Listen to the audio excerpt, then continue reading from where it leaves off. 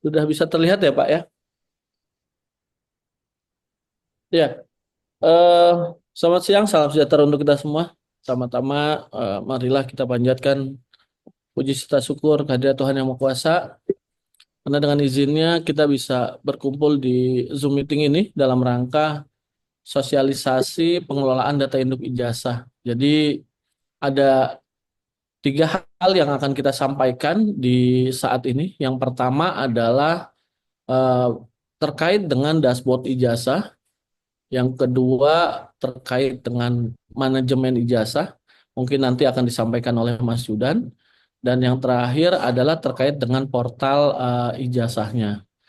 Jadi saya bersama tim, di sini ada Mas Yudan dan Mas Seto, terkait dengan pengelolaan data induk ijazah.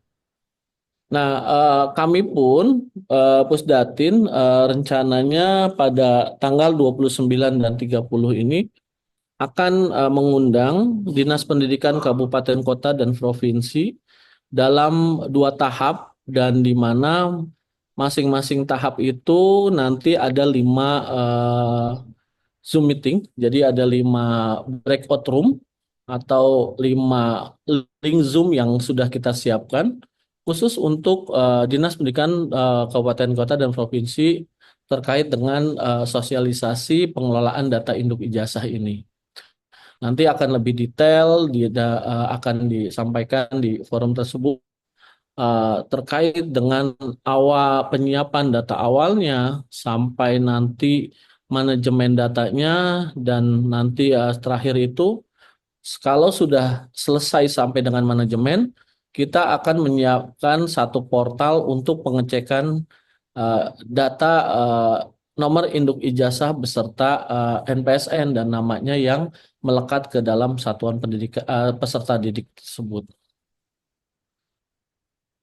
Topik bahasannya ada lima ya, dalam artian yang pertama ada dasar hukum, terus ada tata kelola data induk ijazahnya, terus tahapan penerbitan ijazah, peran dan alur proses masing-masing dari mulai satuan pendidikan memiliki peran dan aksesnya seperti apa, dinas pendidikan sampai dengan direktorat dan pusat data dan teknologi informasi. Setelah itu ada yang keempat terkait dengan verifikasi dan validasi data. Dan yang terakhir adalah pengenalan fitur dan fungsinya di manajemen data terkait dengan ijazah. Yang pertama, dasar hukum pengelolaan data induk ijazah. Jadi di sini pengelolaan data induk ijazah dengan prinsip validitas, akurasi, dan legalitas. Ini ada sesuai dengan Permendikbud nomor 58 tahun 2024 tentang ijazah, di mana mekanisme kontrol yang terintegrasi dalam penetapan peserta didik tingkat akhir yang diproyeksikan sebagai penerima ijazah agar terselenggaranya secara optimal dan akuntabel. Jadi selama ini mungkin Bapak Ibu mulai dari awal di bulan bulan ini sudah sebenarnya sibuk terkait dengan penerimaan belangko ijazah dan pengiriman belangko ijazah ke satuan pendidikan. Tetapi dengan adanya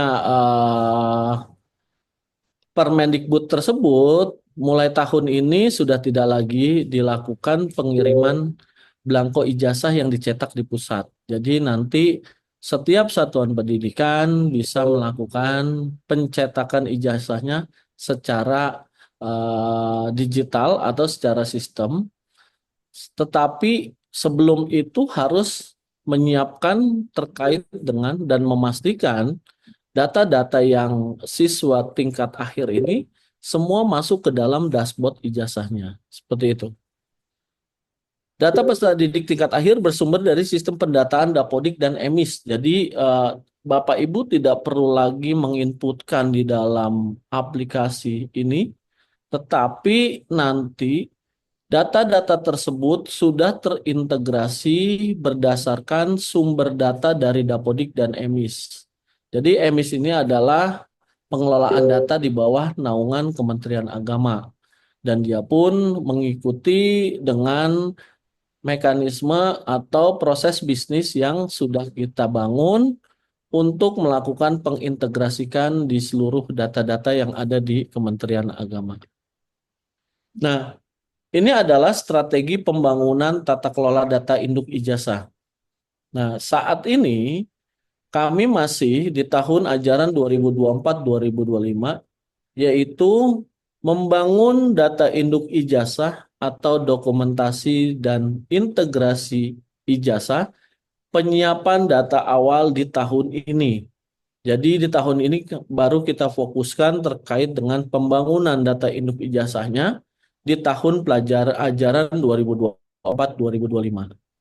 Kedepannya mungkin nanti akan kita lakukan pembangunan mekanisme tata kelola data induk ijazah, mungkin saja yang sudah ada di tahun sebelum-sebelumnya ini bisa kita lakukan pengintegrasian di dalam satu sistem ini. Nanti kedepannya kalau memang sudah ada penata usahaan ijazah tahun-tahun sebelumnya, kita coba akan lakukan pengintegrasian agar informasi terkait dengan data ijazah ini bisa berjalan dan bisa pengecekan di portal ijazah ini sampai dengan beberapa tahun terakhir. Tetapi saat ini untuk tahun 2025 ini hanya kita fokuskan untuk pengembangan ijazah di tahun pelajaran 2024-2025. Bagaimana Pak untuk ijazah-ijazah yang sebelumnya? Apakah memungkinkan nanti bisa dicek juga melalui sistem ini? Nah, ini yang nanti ke depannya manajemen ijazahnya coba kita akan integrasikan agar ijazah-ijazah tahun sebelumnya ini bisa juga dilakukan pengecekan langsung by sistem tanpa harus datang ke kementerian atau membuktikan terkait dengan apakah ini ijazah asli atau ijazah palsu, apakah siswa ini memang benar tercatat di dalam data pokok pendidikan atau tidak, seperti itu. Jadi kita baru fokuskan untuk lulusan tahun pelajaran 2024-2025 ini. Ini adalah tiga yang tadi sudah saya sampaikan terkait dengan pengelolaan data induk ijazah, di mana yang pertama ada dashboardnya. Dashboard ini adalah menampilkan data awal atau menampilkan terkait dengan sumber data awal, validasi dan residu data peserta didik di tingkat akhir. Jadi nanti dari mulai level satuan pendidikannya, apakah satuan pendidikannya itu sudah terakreditasi minimal C. Terus yang kedua, apakah nama satuan pendidikannya ini sudah sesuai dengan data yang ada di referensi? Yang ketiga, terkait dengan jumlah peserta didik yang valid dengan dan yang residu, sampai dengan nanti terkait dengan nama kepala sekolah, apakah sudah valid atau belum? Apakah sudah sesuai dengan SK terakhir atau seperti apa? Nah, yang kedua ada manajemen data manajemennya. Jadi di sini adalah mekanisme penetapan kelulusan peserta didik dan pengajuan penerbitan ijazah dengan verifikasi SPTJM.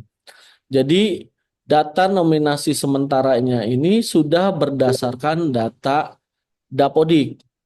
Apabila masih ada kesalahan terkait dengan namanya, tempat tanggal lahir, nama ibu kandung, terus ada NIK-nya sampai dengan jenis kelamin, ini nanti harus diperbaiki dulu, diselesaikan residunya, nanti baru bisa masuk ke dalam daftar nominasi sementara. Selagi masih belum valid, dia tidak akan bisa masuk ke dalam daftar nominasi sementara.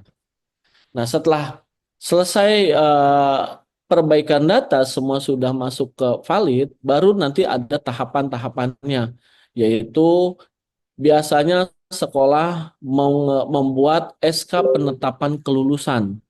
Nah, SK penetapan kelulusan tersebut dasar untuk satuan pendidikan meluluskan di dalam aplikasi ini lewat mekanisme manajemen.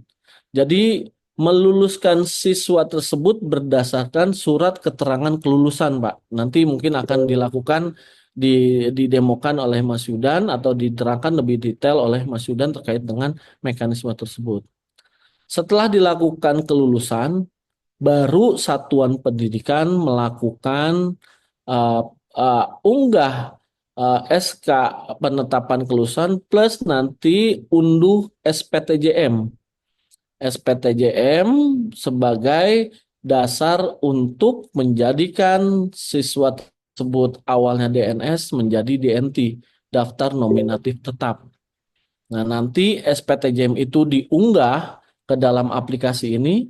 Setelah itu dinas bertugas melakukan pemeriksaan SPTJM yang diusulkan oleh setiap satuan pendidikan di bawah naungannya. Nah, setelah sudah di-approve oleh dinas pendidikan, baru nanti siswa tersebut menjadi daftar nominatif tetap sebagai calon penerima nomor ijazah nasional. Nah, kalau itu tidak dilakukan approval oleh dinas pendidikan, tidak akan bisa masuk sebagai daftar nominatif tetap yang diajukan setiap satuan pendidikan. Nah, ini tugasnya dari Dinas Pendidikan Kabupaten Kota maupun provinsi. Nah, setelah sampai situ, setelah melakukan approval, Dinas Pendidikan selesai tugasnya sampai di situ. Sekolah sudah di-approve, tinggal nanti sampai ke Pusdatin.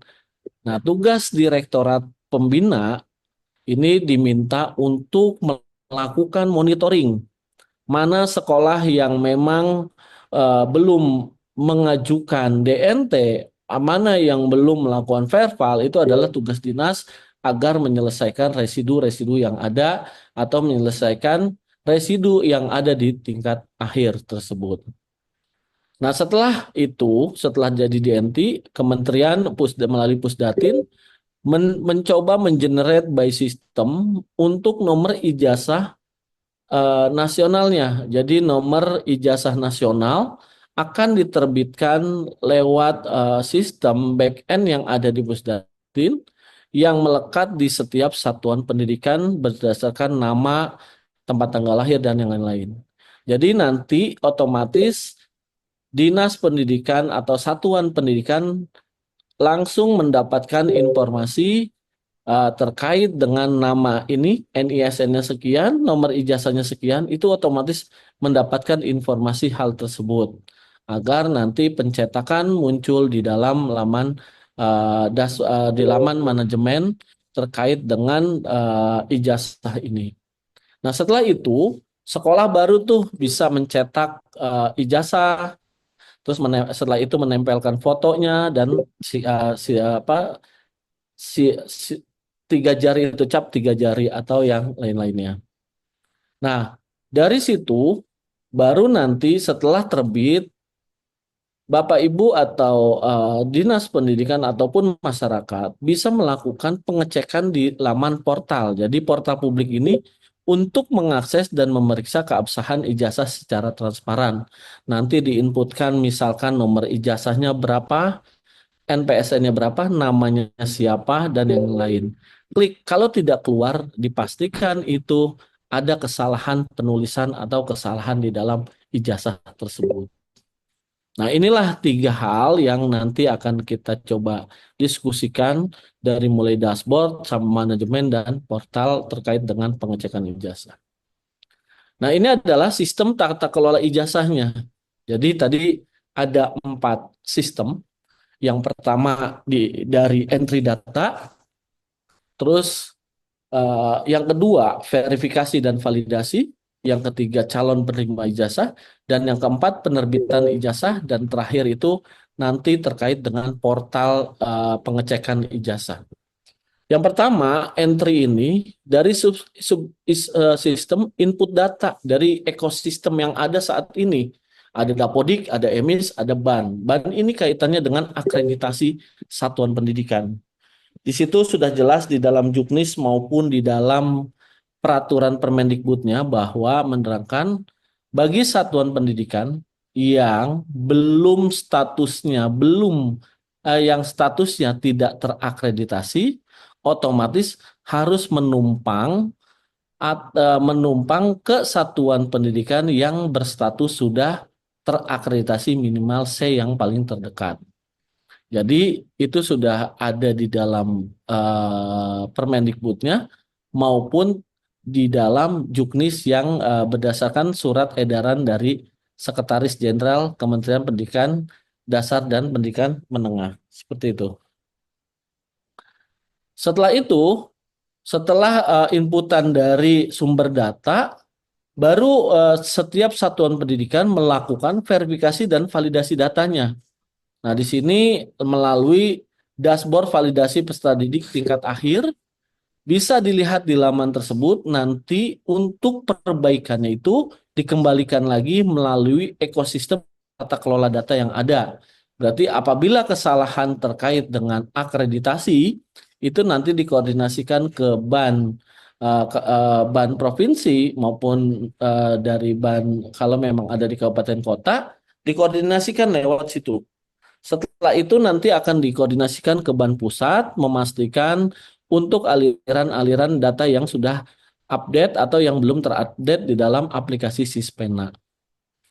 Itu untuk akreditasi. Untuk peserta didiknya ini dipastikan apakah datanya sudah valid dengan Dukcapil, apakah NISN-nya tidak ganda, apakah nanti NISN-nya sudah terisi atau sekarang masih kosong.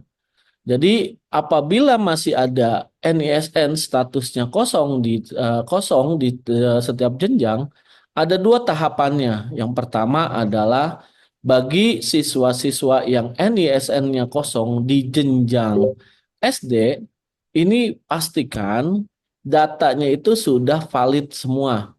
Dari mulai nama, NIK, tempat tanggal lahir, nama ibu kandung, jenis jenis kelamin, tempat lahir, dan tanggal lahir. Ini harus pasti, ini harus valid. Kalau memang sudah valid semuanya, itu otomatis akan dilakukan penerbitan secara otomatis oleh sistem. Yang kedua, bagaimana Pak? Ada siswa-siswa kami sudah tingkat 9 dan tingkat 12 tapi belum terbit NISN-nya. Nah, ini kan sebenarnya harusnya NISN ini diterbitkan sejak dari mulai PAUD sampai dengan SD. Harusnya ketika dia naik jenjang, ini harusnya sudah memiliki NISN. Cuma seringkali tidak dilakukan input, tetapi tidak melalui tarik data, tetapi input manual yang menyebabkan pengecekan bahwa harus memastikan datanya itu sudah sesuai dengan Dukcapil atau enggak, inputannya sudah sesuai atau belum. Bagaimana Pak kalau memang seperti itu? Lakukanlah pengajuan penerbitan tingkat lanjut. Jadi ada di laman Verpal PD ada menunya penerbitan NISN tingkat lanjut. Di situ silakan Bapak Ibu ajukan untuk dilakukan penerbitan khususnya siswa-siswa tingkat akhir yang statusnya itu sudah lewat dari jenjang SD tetapi belum terbit terkait dengan NISN-nya. Terus yang kedua, ada juga permasalahannya bagaimana Pak siswa kami ganda tercatat di lebih dari satu satuan pendidikan.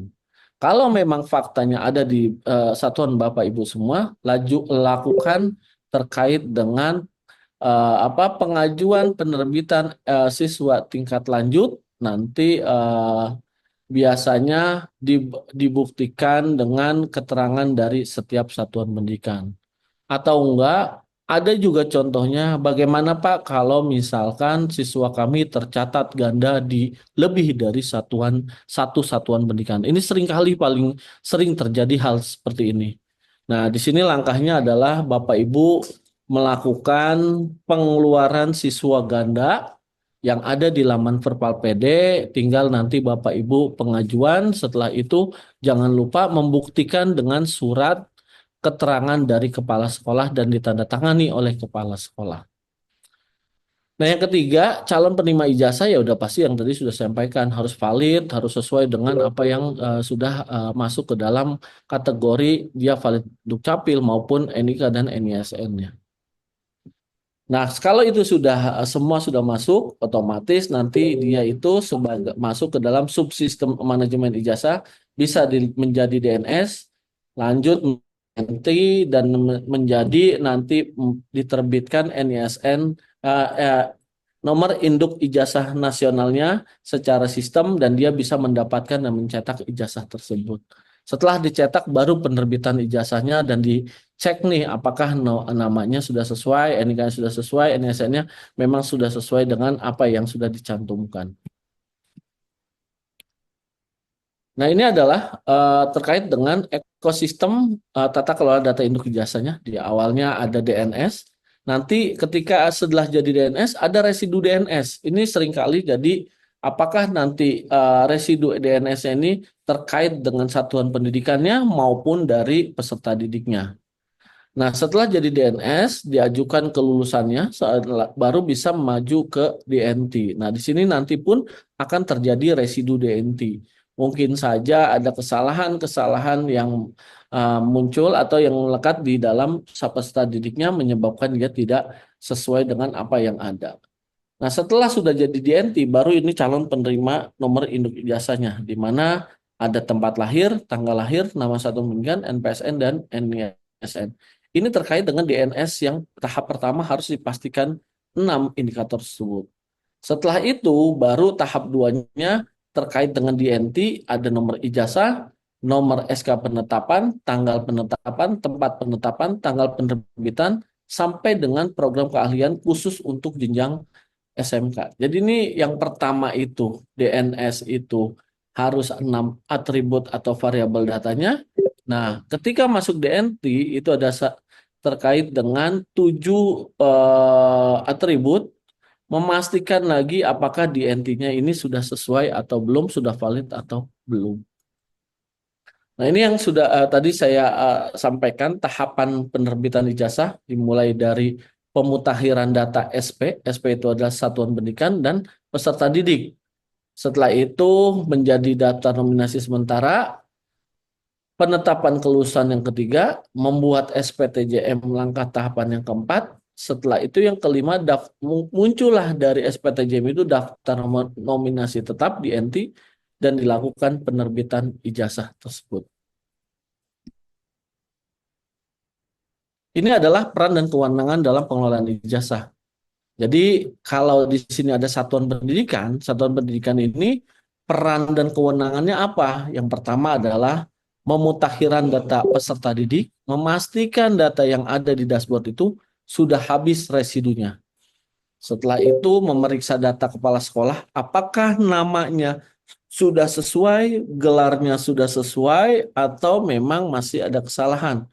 Kalau terjadi kesalahan, otomatis perbaiki dulu entah namanya sesuai dengan SK penetapannya, berikut nama gelar yang muncul di dalam yang melekat di dalam kepala sekolah tersebut. Terus yang ketiga, menetapkan status kelulusan peserta didiknya. Jadi memastikan setelah dibuat SK penetapannya nanti tinggal centrang-centrang saja di dalam manajemen ijazah tersebut memilih mana yang memang sudah lulus atau yang statusnya tidak lulus tersebut. Nah, setelah itu satuan pendidikan mengunggah SPTJM-nya. Jadi jangan lupa unggah SPTJM sesuai dengan data yang ada. Terus setelah itu melakukan approval mengunggah apakah sudah datangani ijazah terkait dengan SPTJM tersebut dan sudah bermaterai. Nanti setelah itu baru di-approve oleh dinas. Nah, ini adalah peran dari dinas, kementerian atau atasan pendidikan memastikan data satuan pendidikannya, akreditasi dan nomenklaturnya, dan kepala sekolahnya sudah valid. Jadi dinas ini mengecek kembali apa yang sudah diusulkan oleh setiap satuan pendidikan. Yang kedua, menetapkan relasi legalitas induk bagi satuan pendidikan yang tidak terakreditasi. Jadi dinas pendidikan nanti bertugas merelasikan atau melegalisasikan bagi satuan pendidikan yang statusnya tidak terakreditasi. Jadi kalau belum terakreditasi, nanti ke depannya akan mendapatkan akreditasi sementara yang dilakukan oleh teman-teman BAN PDM. Yang ketiga, melakukan verifikasi dan validasi SPTJM. Jadi memastikan nih SPTJM yang dilampirkan oleh satuan pendidikan sudah tanda tangani atau belum, sudah sudah sesuai dengan data yang dilampirkan antara dashboard dengan yang sudah dicetak. Nah, setelah itu apakah memang harus memastikan antara yang diinputkan atau data yang ada di dalam SPTJM itu sesuai dengan aplikasi yang ada. Nah, yang keempat yaitu membuat laporan rekapitulasi SPTJM. Nah, ini tidak membuat tetapi tinggal melihat di dalam sistemnya sudah ada atau belum. Yang ketiga, direktorat. Direktorat itu memeriksa laporan rekapitulasi SPTJM per wilayah, memastikan semua satuan pendidikan yang terdaftar itu sudah melakukan SPTJM atau belum. Setelah itu melakukan kontrol verbal dalam rangka penerbitan ijazahnya. Ini adalah dari Direktorat Pembina, ada SD, SMP, SMA, dan SMK. Yang terakhir, Pusdati menerbitkan data nominasi sementara dan menerbitkan DNT. Ini yang paling tahapan awal nanti dilakukan oleh Pusdatin. Setelah itu menerbitkan nomor ijazah berdasarkan hasil perpal SPTJM. Yang tadi sudah saya sampaikan, apabila seluruh satuan pendidikan sudah melakukan menerbitkan SPTJM, otomatis nanti akan dibuatkan terkait dengan nomor induk nomor ijazah nasionalnya berdasarkan apa yang sudah ada di dalam diajukan di dalam perpal tersebut. Setelah itu melakukan kontrol proses perpal ijazah.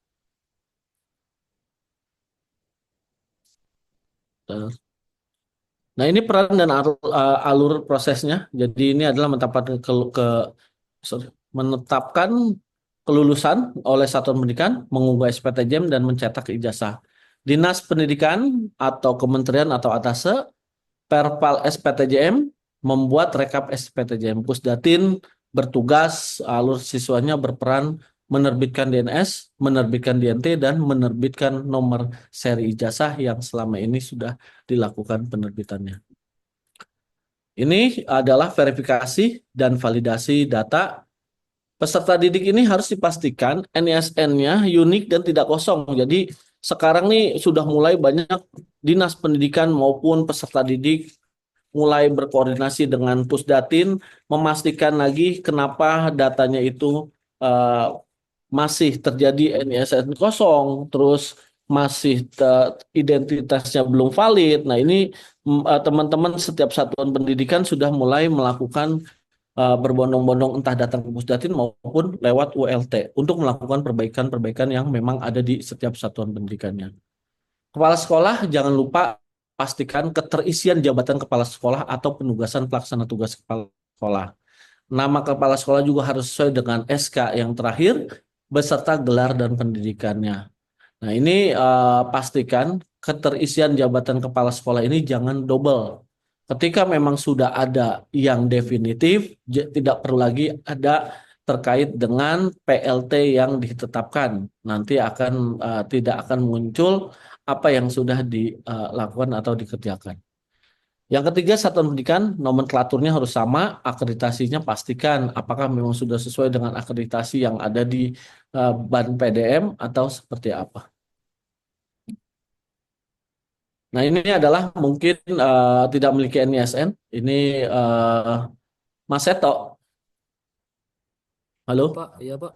Ya, mungkin untuk selanjutnya ini akan dipaparkan oleh Mas Seto terkait dengan kasus-kasus atau contoh-contoh serta nanti ketika ada masalah ganda atau belum memiliki NISN, ini bisa disampaikan oleh Mas Seto.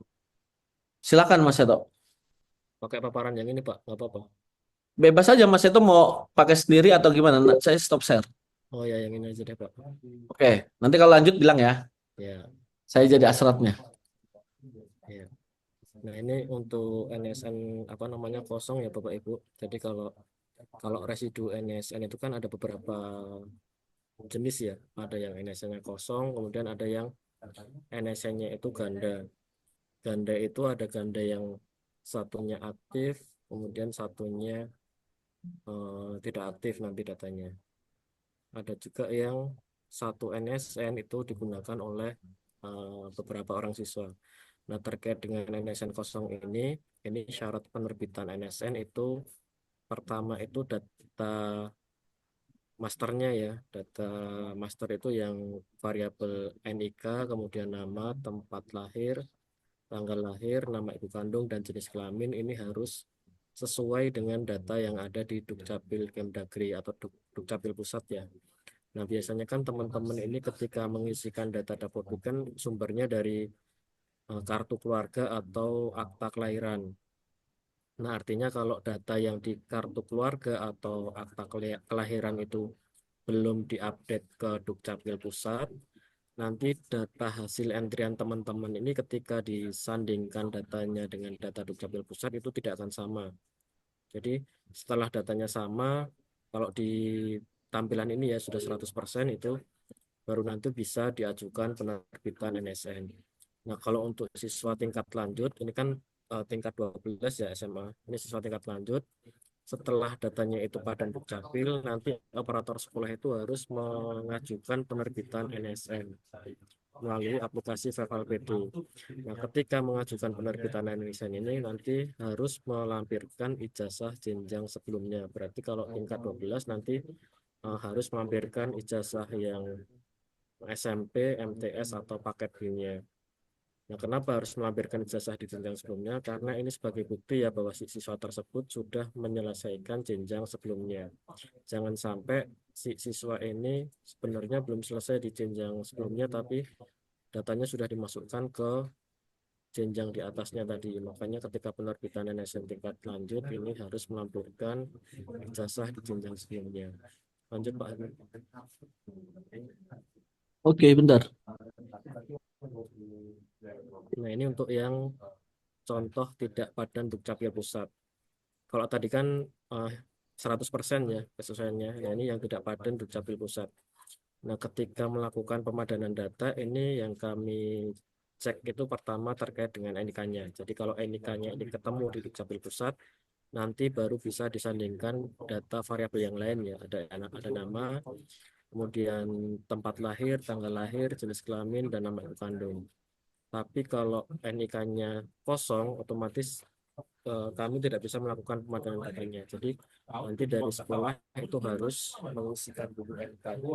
Nah, setelah diisikan NIK-nya, nanti datanya akan dipadankan dengan dukcapil. Jadi kalau ada salah satu variabel yang tidak sesuai, itu tidak bisa dilakukan apa namanya pemadanan data tadi. Lanjut Pak Hakim.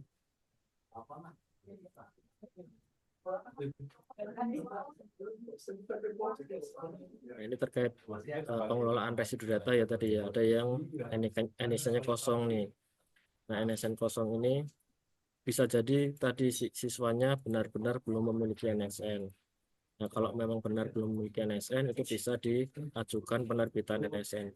Atau ternyata ini siswanya sudah memiliki NSN, tapi di aplikasi pendataan NSN-nya belum terisi.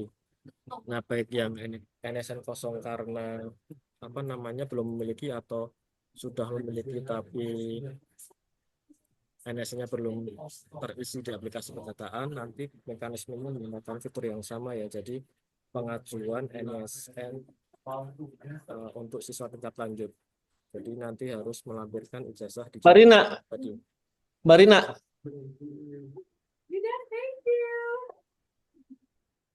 Nah, untuk NSN yang diklaim, misalkan tadi NSN-nya kosong tapi sudah punya NSN, itu bisa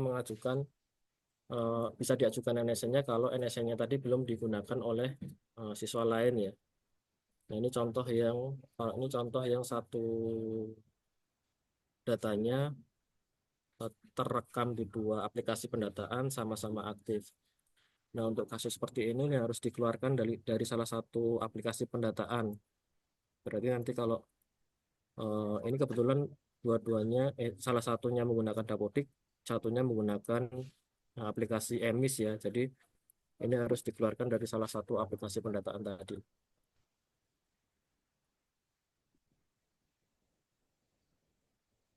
Nanti kalau sudah dikeluarkan dari salah satu aplikasi pendataan, satunya aktif, satunya tidak aktif, baru bisa dilakukan merger.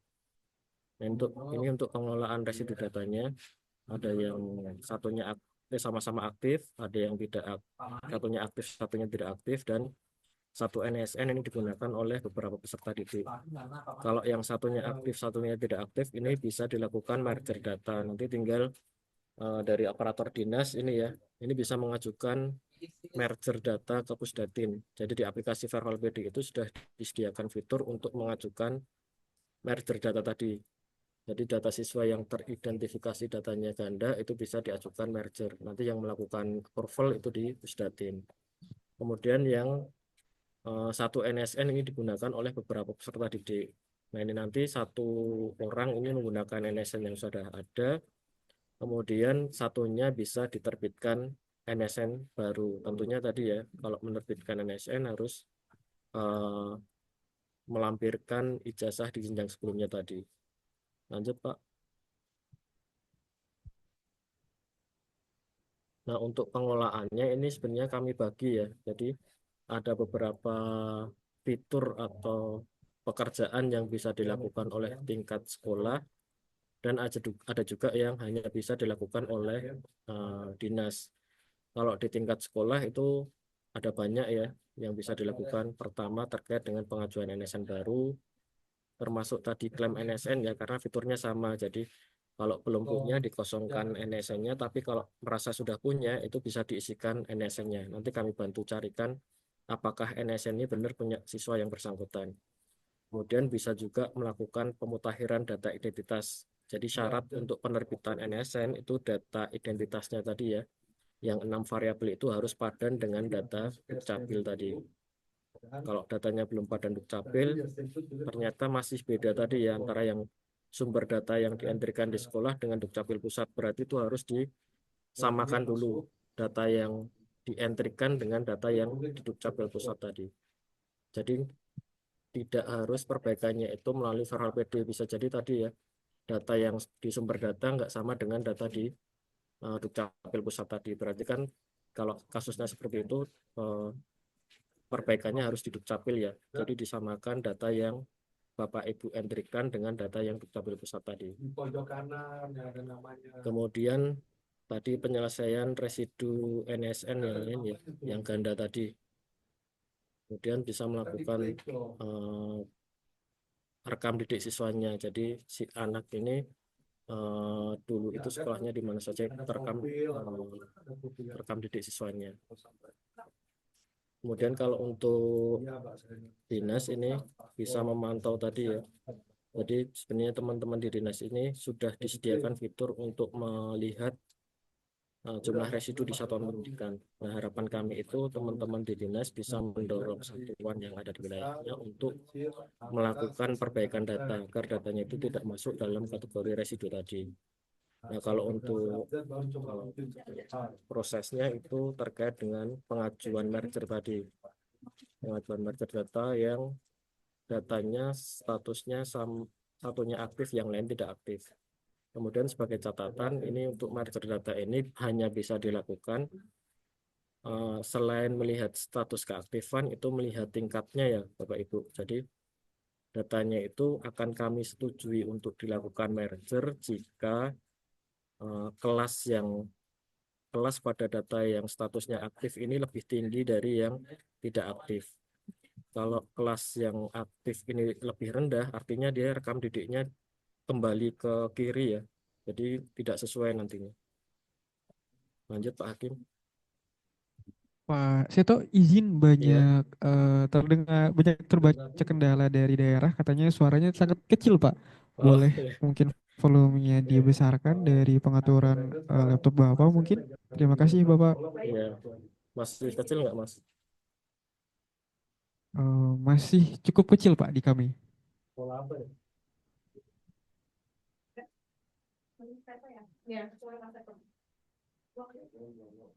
Ini lanjut ya Mas ya.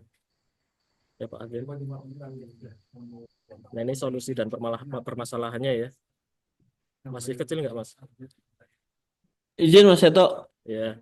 Ya, Pak. mungkin mungkin terkait solusi permasalahan ini yang nanti akan ke depannya kita coba lakukan mekanisme mutasi dan registrasi untuk peserta didik awal, khususnya jenjang SMP dan SMA ini langsung terpusat. Jadinya ini adalah mekanisme yang akan kita bangun mulai tahun ini agar nanti satuan pendidikan yang memang statusnya sudah siswa tercatat di dalam satuan pendidikan dan aktif tidak mungkin bisa lagi ditarik oleh pihak PKBM ataupun satuan pendidikan yang lainnya. Jadi ini adalah solusi permasalahannya karena data ganda ataupun yang lain-lain. Nanti kita coba lakukan mekanisme pencatatan, registrasi ataupun mutasi melalui satu sistem yang sudah terintegrasi. Mungkin itu ya, Mas Seto ya. Iya Pak. Ya, nah ini setelah itu ini Mas Yudan, monitor Mas Yudan. Halo, Mas Ada Yudan. Pak, bentar. Ya, hadir Mas. Ya, Mas Hadir. Yudan langsung lanjut ke manajemen ya. Oke, siap Mas. Ya, ya. Oke, Ini mau paparan sendiri atau saya jadi astronotnya? saya paparan sendiri Mas. Nanti kualat saya Mas. Al. Siap, sok monggo Mas Yudan. Jadi izin Bapak Ibu karena kami bertiga, kami membagi part-part. Jadi fokusnya biar nanti sesuai dengan apa yang disampaikan. Jadi ini adalah mulai pengenalan fitur dan fungsi dari manajemen datanya yang akan disampaikan oleh Mas Yudan. Dan tempat saya persilahkan Mas Yudan. Oke, terima kasih Mas Hakim. Terima kasih rekan-rekan dari Direktorat SMA dan rekan-rekan yang sudah hadir dari dinas ya, yang di room virtual ini. Tentunya menyambung yang sudah disampaikan sama Mas Hakim dan Mas Seto terkait dengan dari sisi mekanisme tata kelola data induk ijazah. Nah, di sini kita akan fokus terhadap dari sisi manajemen ijazah. Nah, dari sisi manajemen ijazah sendiri, itu kondisinya di sini ada beberapa fitur utama di dalam manajemen ijazah. Yang pertama itu adalah terkait dengan beranda. Nanti informasinya apa saja nanti kami akan sampaikan di slide lanjutan. Nah, yang kemudian ada jadwal, artinya nanti setiap satuan pendidikan itu nanti dapat melihat jadwal-jadwal terkait dengan tahapan-tahapan yang perlu dilakukan pada saat pengelolaan data induk ijazah. Jadi jadwal itu melingkupi terkait dengan penetapan kelulusan, unggah SK penetapan, kemudian waktu terkait dengan SPTJM dan diverifikasi, kemudian sampai dengan DNT dan sampai dengan nanti penomoran dari sisi ijazah. Jadi nanti informasi terkait dengan jadwal sudah tertuang di dalam informasi yang ada saat ini. Nah, mohon izin, di saat ini kondisinya memang karena sifatnya itu kondisinya untuk simulasi, maka kondisinya saat ini belum diupdate berdasarkan dengan data terbaru. Nah, untuk data terbaru akan kami update itu nanti H-2 dari penetapan, yaitu tanggal 3 terkait dengan informasinya. Nah, kemudian di poin berikutnya itu ada kepala sekolah. Nah, informasi dari sisi kepala sekolah tadi sudah disampaikan sama Mas Hakim, mulai dari sisi validitas data kepala sekolah, mohon dipastikan dari sisi mekanisme pengelolaan Dapodik. Dalam hal ini ada di manajemen Dapodik. Nah, artinya nanti di sini yang akan muncul di sini adalah daftar dari kepala sekolah definitif ataupun PLT yang memang ditugaskan untuk satuan pendidikan tersebut. Nah, ini nanti informasinya akan muncul di dalam kepala sekolah. Nah, kemudian ada beberapa fitur lainnya di dalam mekanisme manajemen ijazah. Yang pertama itu adalah relasi legalitas. Tadi sempat disinggung oleh Mas Hakim, kondisinya terkait dengan relasi legalitas, artinya fungsi dari sisi relasi legalitas ini adalah memastikan satuan pendidikan yang tidak terakreditasi itu terrelasi terhadap satuan pendidikan yang terakreditasi.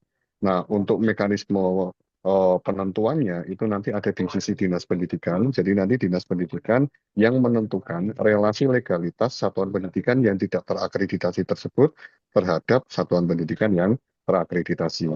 Nah, informasi yang muncul di manajemen ijazah ini adalah hasil dari sisi terkait dengan yang sudah ditentukan oleh dinas melalui laman mekanisme dashboard. Oke, nah kemudian dari sisi relasi legalitas itu nanti akan dimulai itu tanggal 5 terkait dengan relasi legalitas, artinya nanti mohon dari sisi dinas memastikan untuk satuan pendidikan yang tidak terakreditasi tersebut dipastikan relasi legalitasnya karena sesuai dengan peraturan bahwa yang dapat menerbitkan terkait dengan ijazah adalah satuan pendidikan yang terakreditasi. Nah, untuk sampai dengan saat ini seperti yang Mas Hakim sampaikan, kondisinya sudah integrasi dengan ban PDM. Artinya memang aliran data ban PDM sudah diupdate kondisinya, even kondisinya belum semuanya terupdate karena masih ada proses terkait dengan reakreditasi ataupun akreditasi sementara yang masih dilakukan di lapangan. Seperti itu.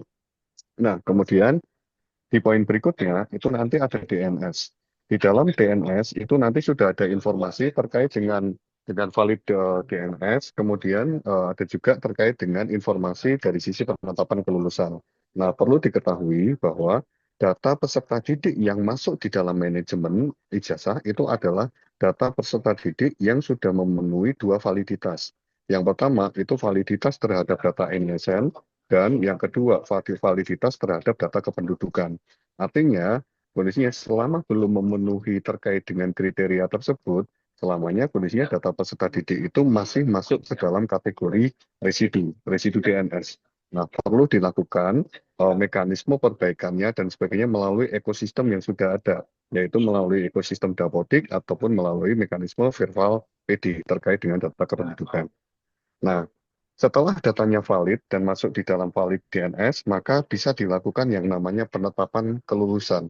Artinya nanti setiap peserta didik itu wajib untuk ditentukan kelulusannya, baik lulus ataupun tidak lulus. Nah, setelah ada penentuan kelulusan, nanti ada mekanisme yang disebut dengan unggah SK penetapan. Nah, unggah SK penetapan ini kondisinya adalah dari sisi satuan pendidikan itu memastikan datanya sudah tervalidasi semua dari sisi kelulusan, kemudian dari sisi dokumen sudah dilakukan tanda tangan oleh kepala sekolah dan dilakukan unggah terkait dengan SK penetapan tersebut sebagai prasyarat untuk bisa lanjut ke tahapan berikutnya, yaitu tahapan pembuatan SPTJM. Nah, di poin berikutnya, di poin 4 adalah pembuatan SPTJM. Di dalam pembuatan SPTJM ini, kondisinya nanti setiap satuan pendidikan diminta untuk kondisinya memastikan daftar peserta didik yang sudah diluluskan itu sudah tertuang di dalam SPTJM. Fungsi dari SPTJM adalah memastikan bahwa setiap satuan pendidikan itu sudah yakin dan sudah sesuai faktanya bahwa data yang ditetapkan kelulusan tersebut itu memang sudah sesuai dengan fakta yang ada di lapangan.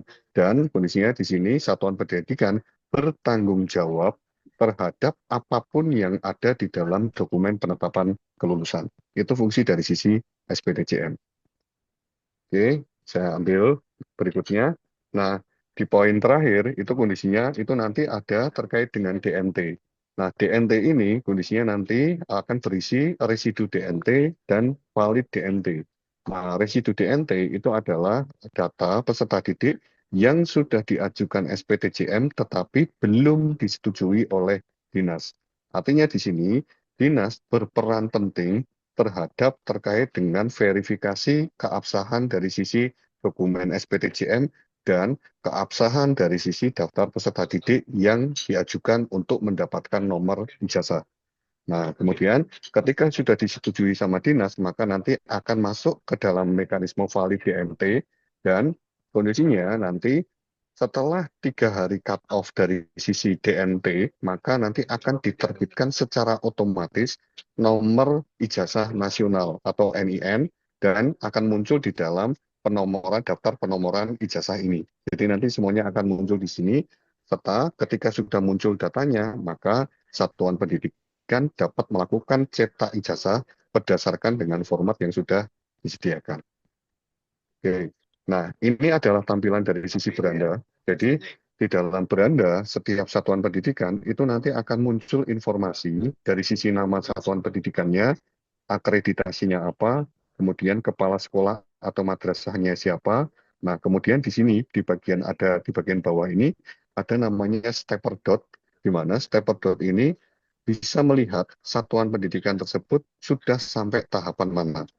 Tahapan pertama adalah DNS, kemudian kelulusan, SPTJM, DNT, sampai dengan penomoran. Nah, ini dari sisi status kemajuan dari sisi proses pengolahan data induk ijazah. Nah, kemudian di poin terakhir itu ada task list pengguna. Nah, informasi dari sisi task list pengguna adalah beberapa hal yang perlu dipastikan dari sisi satuan pendidikan terkait dengan data. Kondisinya adalah berapa jumlah residu yang ada saat ini, kemudian berapa yang sudah valid DNS, nanti akan muncul informasi di dalam task list pengguna. Nah, kemudian di poin berikutnya, informasi hasil dari sisi relasi legalitas yang dilakukan oleh dinas nanti akan muncul juga di satuan pendidikan di dalam menu relasi legalitas. Nah, di dalam menu relasi legalitas ini nanti akan muncul kondisinya apakah satuan pendidikan tersebut itu menjadi induk atau kondisinya satuan pendidikan tersebut itu menumpang. Nah, semua informasi hasil dari sisi penetapan yang dilakukan oleh dinas akan tertuang di dalam daftar relasi legalitas ini. Kemudian, ini di poin berikutnya itu terkait dengan daftar kepala sekolah.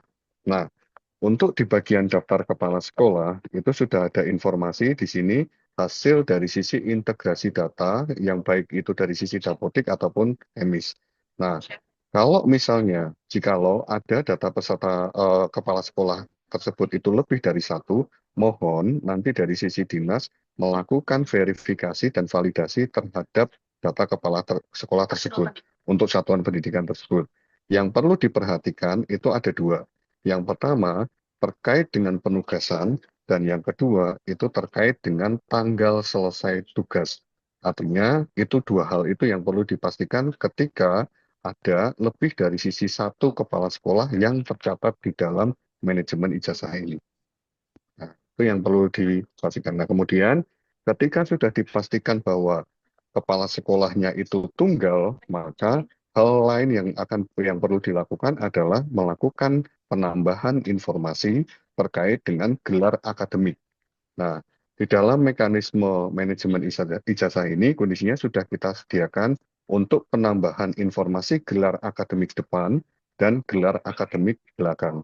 Nah, mungkin rekan-rekan dinas ataupun dari direktorat berpendapat kenapa tidak ambil dari sisi Dapodik? Ya, kami kemarin mencoba untuk mengambil data gelar akademik dari sisi Dapodik berdasarkan dengan riwayat pendidikan. Tetapi dari sisi kami kesulitan untuk mengurutkan terkait dengan gelar akademik tersebut.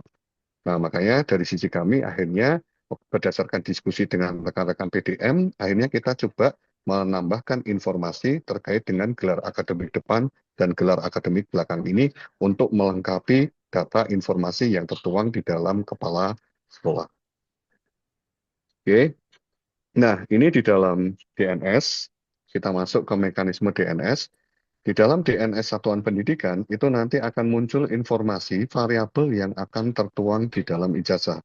Mulai dari sisi MISN, nama, tempat lahir, tanggal lahir, kemudian di sini ada validasi yang perlu dicek, yaitu terkait dengan tingkat dan kurikulum. Artinya, informasi ini akan muncul untuk perbaikan kurikulum, untuk perbaikan tingkat, dan seterusnya, maka dikembalikan lagi ke mekanisme pendataan, yaitu Dapodik. Untuk perbaikan-perbaikan terkait dengan informasi dari sisi data Dukcapil, maka bisa dilakukan di dalam mekanisme verifikasi validasi peserta didik atau Verval PD.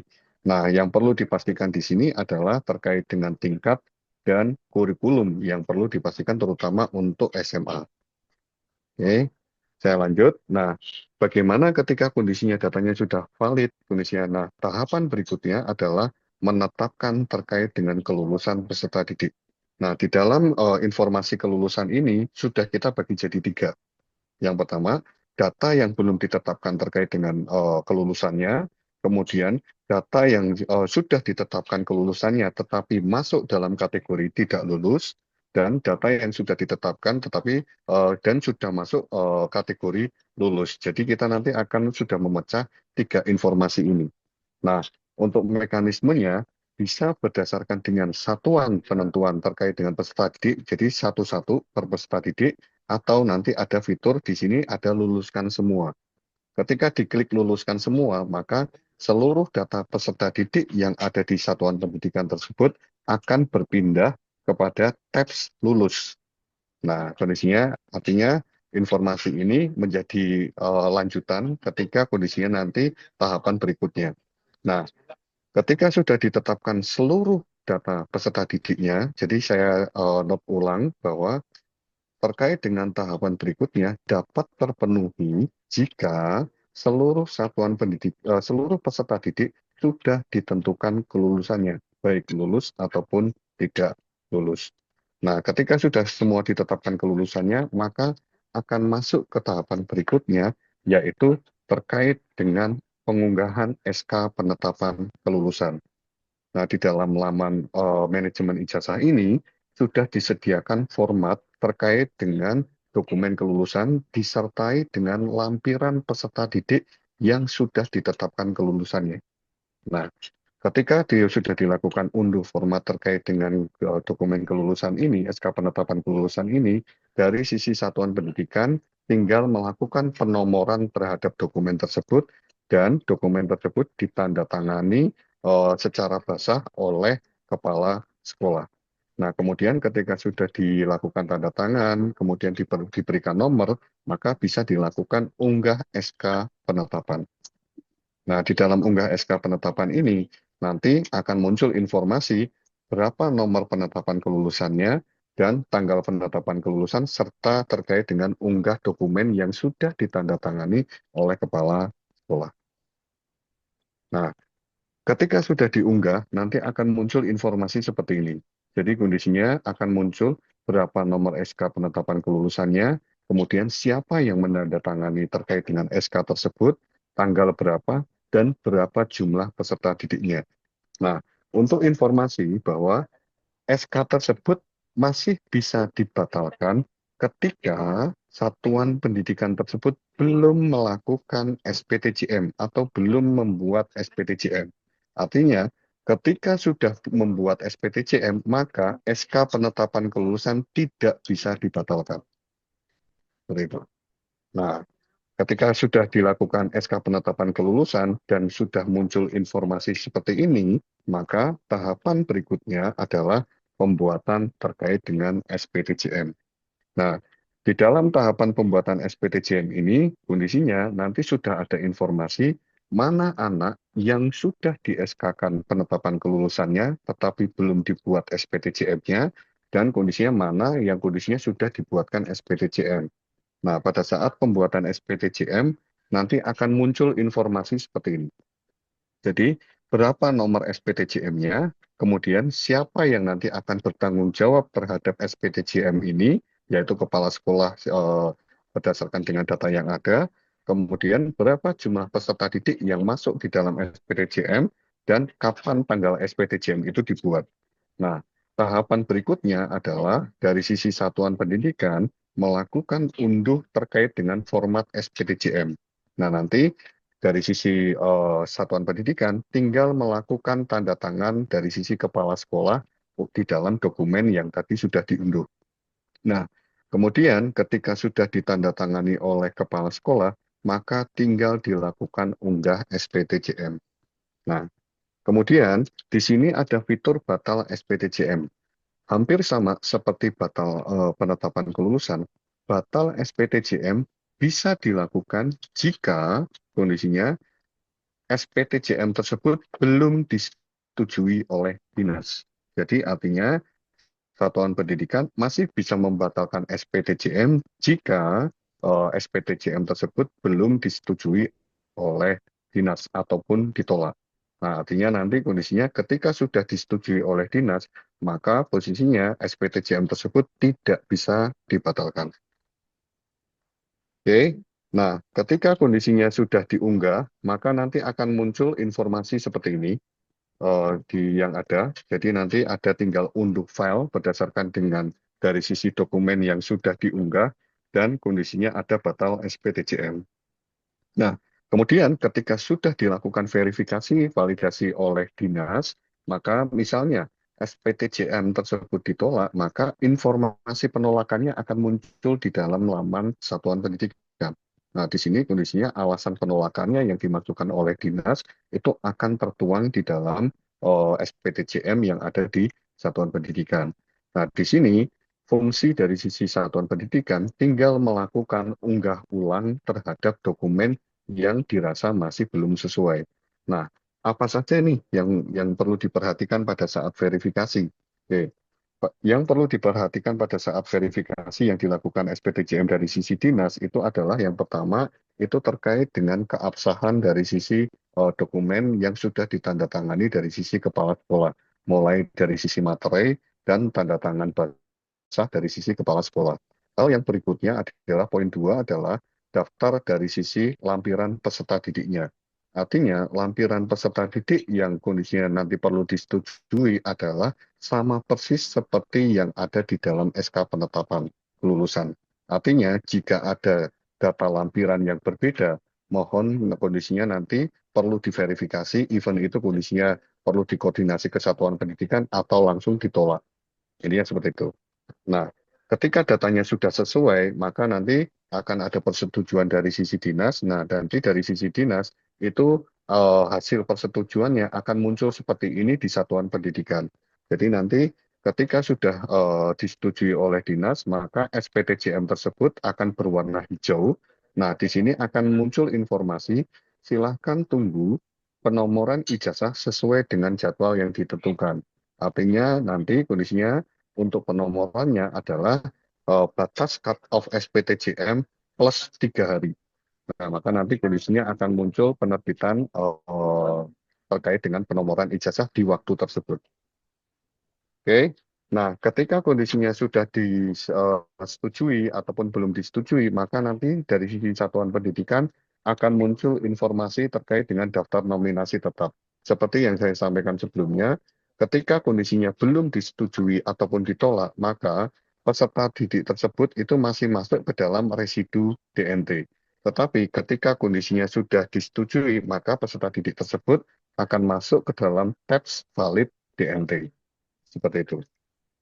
Nah, ketika sudah masuk ke dalam valid DNT dalam kurun waktu 3 hari berdasarkan dengan cut-off SPTJM, maka satuan pendidikan dapat melihat hasil dari sisi nomor ijazah nasional yang digenerate secara nasional otomatis melalui laman daftar penomoran ijazah ini.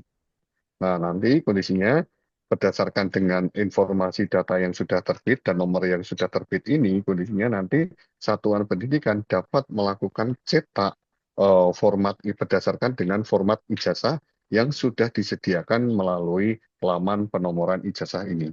Nah, ini adalah mekanisme kondisinya terkait dengan penomoran ijazah. Nah, tadi Mas Hakim menyampaikan bahwa ada mekanisme berikutnya yaitu terkait dengan portal ijazah. Nah, hasil dari penomoran ijazah ini itu nanti akan masuk ke dalam poin berikutnya itu adalah dari sisi dari sisi portal ijazah. Nah, di dalam portal ijazah ini itu nanti akan muncul untuk hasil penomoran tahun ajaran 2024-2025 itu nanti akan muncul dan bisa dilakukan pencarian di laman portal ijazah ini. Artinya mulai dari sisi datanya, mulai dari sisi rekam didik berdasarkan dengan pendataan sebelumnya, itu kondisinya semua informasinya akan muncul di dalam data induk ijazah ini. Mungkin itu terkait dengan informasi dari sisi pengelolaan manajemen ijazah. Mungkin dari sisi Mas Hakim atau Mas Seto ada yang ingin ditambahkan, kami persilahkan. Monggo, terima kasih. Cukup Mas Dudan. Intinya bahwa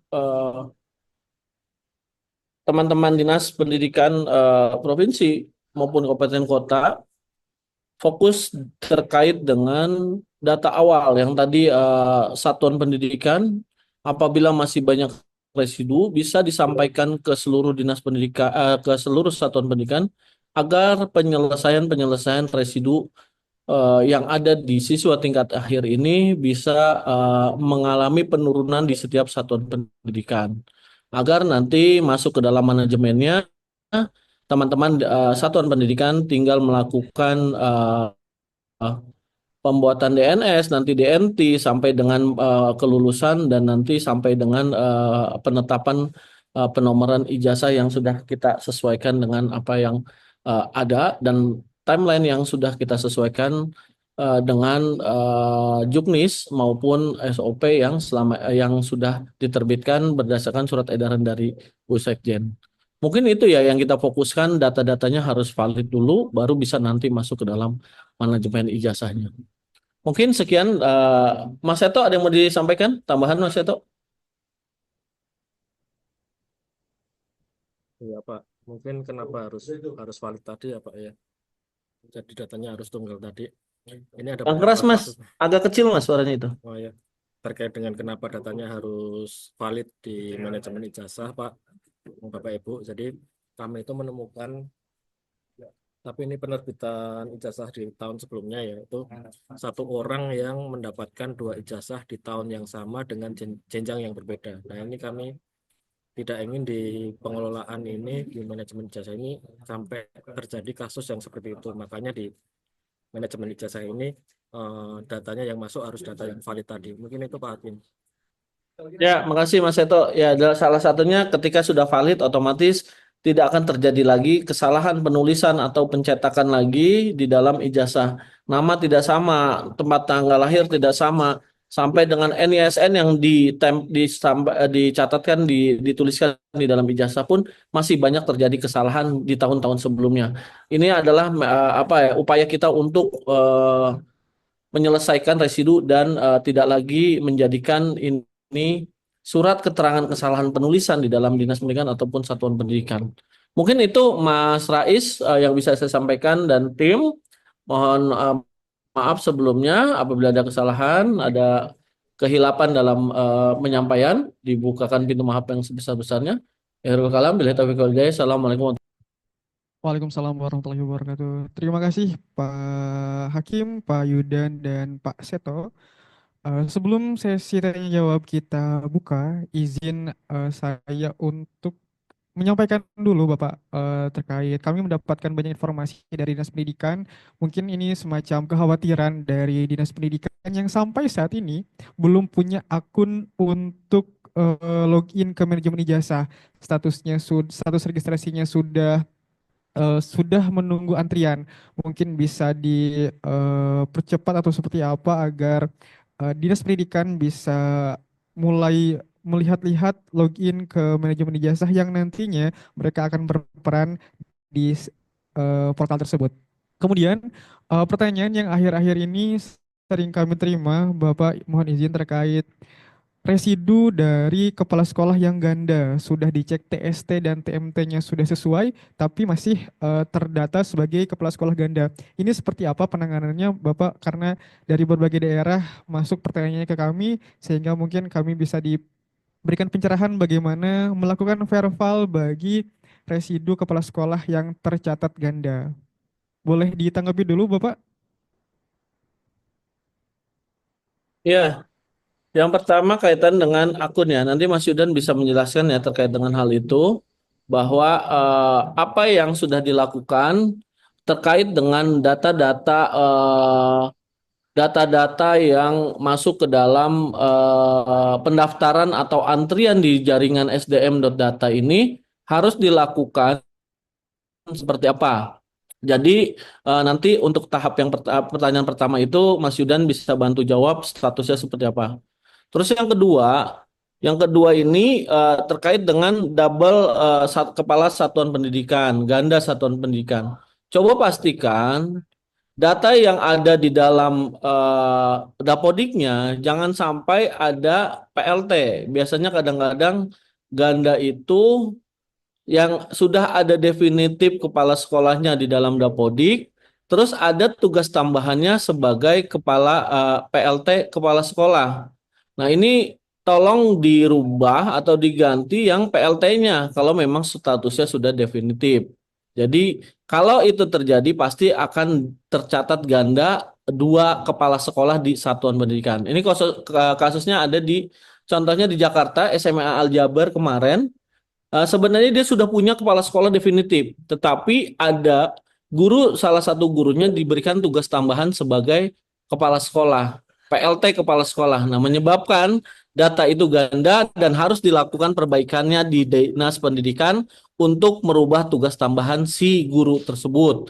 Jangan menjadi PLT kepala sekolah. Mungkin itu Mas Yudan, silakan ditambahkan Mas Yudan. Oke, terima kasih Mas Hakim.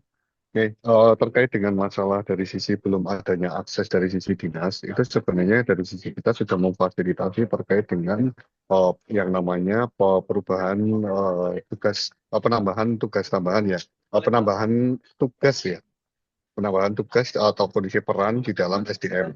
Nah, dari sisi kita memang dari sisi antrian memang masih cukup banyak.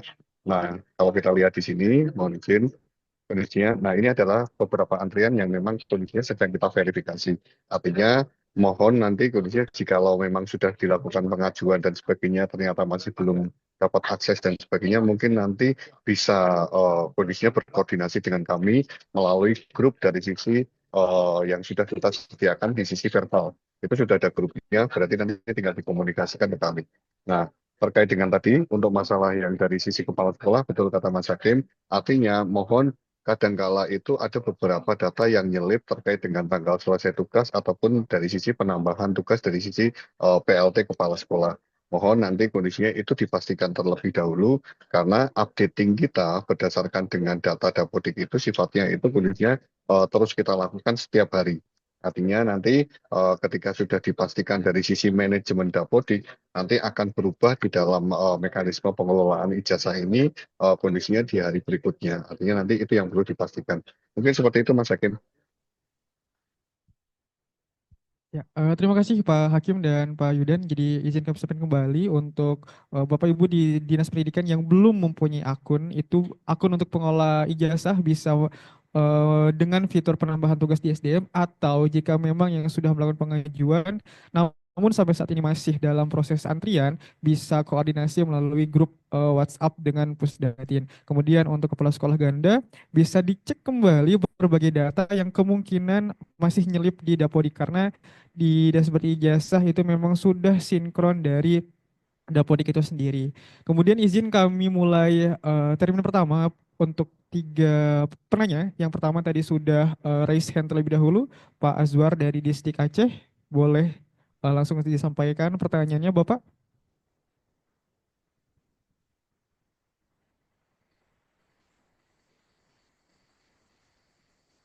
Pak Azwar?